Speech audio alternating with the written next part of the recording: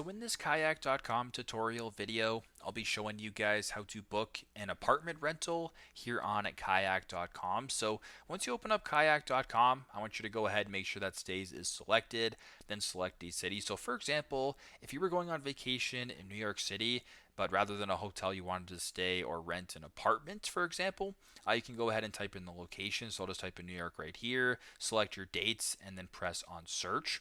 Once you're on this page right here, you're going to be seeing a variety of different options, a bunch of different hotels, apartments, etc. Now, if you want to go ahead and just view apartments for rent, I want you to go ahead to the top right to where it says type of stay right here and press on that. Make sure that hotels, rentals, just for the sake, and unique stays are included, but go ahead and press on more. Now, if you keep scrolling down, to where it says rentals, you can go ahead and see apartments, homestays, house. If you wanted to rent an apartment, go ahead and make sure that that is selected and then press on apply.